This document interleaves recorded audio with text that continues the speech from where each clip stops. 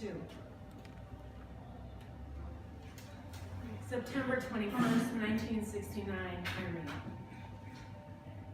Tewksbury State Hospital, Tewksbury, Massachusetts. Voices ricochet all around, urgent, soothing, questioning, accusing. Hypoxic, institution, permanent, damaged, wheels moving, body vibrating, still in the car, there yet, sun glare blinding, making everything golden. Tina goes on about Daddy's medicine, Daddy's new friend, and trying to stop Peter screaming. What is Tina talking about? Tilt the rearview mirror to see Peter in his big brother's lap, eyes half closed, dopey grin. Peter, honey, you don't respond. A horn blares. Look back at the road just in time to swerve. Station wagon blur, near miss, H sign, quick right turn. There it is, Ma. Jimmy yells from the back seat. There. Tewksbury Hospital emergency room. Engine off, parking brake, keys, grab the baby, run, white uniforms come, nurses take Peter, ask questions, yelling all around, ABG, whatever that means. Jimmy and Tina, hands, hold hands, follow. Try to see over white uniforms, try to breathe. They poke him, prod him, lift his eyelids, text his reflexes, no response, but he's breathing, they say. Sit on the bed, arms open to receive Peter again, rock him side to side, kiss his soft hair, soothing smell of baby shampoo. Nurse lifts a big needle. Hold him steady, Mom. Hold Peter tight. Needle goes into his arm. His scream stabs and stabs and stabs and stabs and... Irene, can you hear me? A new voice intrudes. I'm Nurse Beverly Tomasi. You're in the psychiatric ward now. Fran and Marty will get you settled in room 1. Rising, floating. Tina's serious little eyes searching.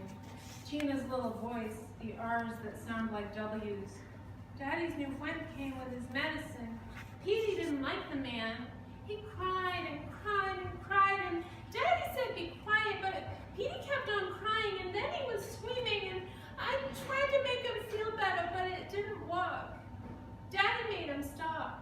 Hey, Mama, did you know Petey's eyelids flicker when he's sleeping? September 22nd, 1969. The flickering of the lights in the ER made you feel extra jumpy. Now, even though you're alone in this quiet room, you feel you're still sitting on the bed in the emergency room with 2 of your 3 beautiful children, rocking back and forth, back and forth. Jimmy's quiet, leaning against your shoulder, taking everything in like he does, calming. You're watching Tina tell her story. Her mouth is red from the lollipop they gave her at the registration desk. Her face is dirty from the sandbox.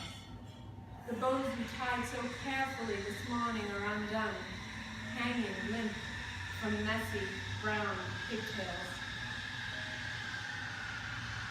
In another situation, you take the hairbrush from your purse and fix her hair. Drag her to the bathroom and wash that face. Instead, you listen to her squeaky 5-year-old voice repeating the story she told in the car. Petey wouldn't take his teddy bear, and he wouldn't take his blanket. He threw it and screamed for you, so Daddy gave him some medicine.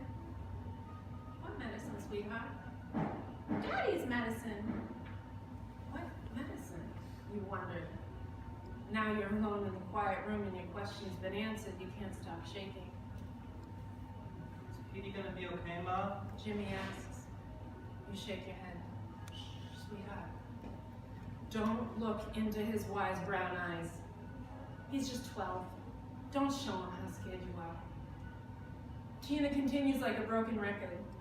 Petey didn't like the medicine, but then he went to sleep. He looked funny, and I told Daddy, but Daddy wasn't listening. Daddy was taking his medicine. You can't stand to hear it. You can't stand not to hear it. don't know how to respond. You took care of your baby brother like a big girl, Tina. Mama's good girl, you say for the umpteenth time.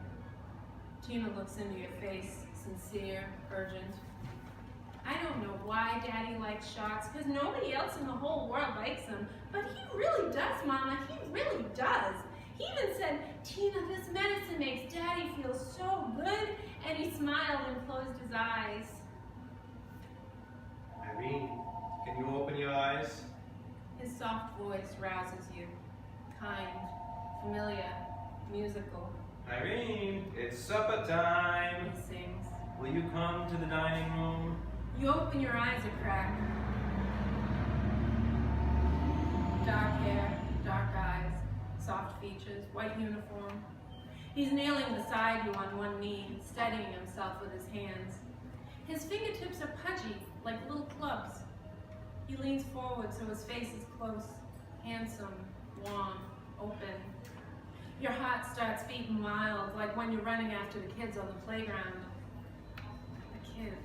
Are you hungry? A quiet moan is all that comes out. Peter? I'll bring something to your room, all right? You like fish or steak? You manage a nod. Steak? He stands and his shoes squeak as he walks away. You look at the white linoleum, white walls, white blanket covering your body. Still cold. You finger the hospital bracelet on your wrist, shiver, hear the social worker's voice in your head again. Tina and Jimmy are decent kids. We'll make sure they go to good homes. What? Keep them together if What possible. are you talking about? I just went next door. I was just having coffee with my neighbor. There are many responsible families in our foster care system who will... Responsible? Foster care? Jimmy was in the backyard playing with the neighbor's son.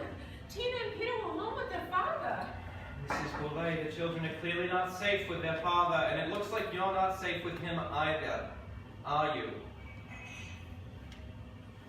Mama, why is the lady taking us? Hush up, Tina. Can't you see Ma's crying? Oh, hush, Jimmy. Come on, Tina. We're just gonna do what the lady says, because the doctors say that's what we have to, and we're gonna be fine. Ma's gonna rest here, and then she'll come get us. Tomorrow? Maybe tomorrow. Saturday? Maybe Saturday. Sunday? Gosh, I don't know, Tina. Maybe Sunday. You sit up and try to shake the memory out of your head.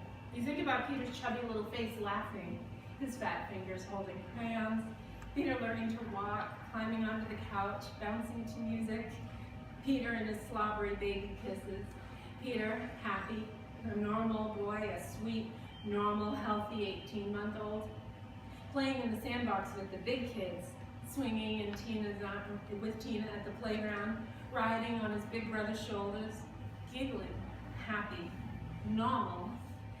Then Tina calling, Mama, fear in her voice. Peter limp in his big sister's arms. What happened? Peter? What happened, Tina? Daddy gave Peter his medicine and he fell over. What medicine? No time to listen. Scooping them both into your arms with the strength you didn't know you had, running to the car, screaming for Michael and Jimmy to come, to hurry, to get in the car. Jimmy panting, asking what happened, screaming for your husband again, no response, driving to the hospital without him. Peter? Mama's here, baby. Mama's here. Everything's okay. You're okay, sweetheart. But he ain't. You never should have left him. Now your chest is caving in, shoulders rounding, breath leaving. It's like you're sitting on the emergency room bed again, holding Tina in one arm and Jimmy in the other, feeling the emptiness on your lap where Peter was sitting before they took him away for treatment. It's like the doctor is standing in front of you again, saying words you can't recognize. What does hypoxic mean? You stare at his stethoscope because maybe it'll help everything make sense.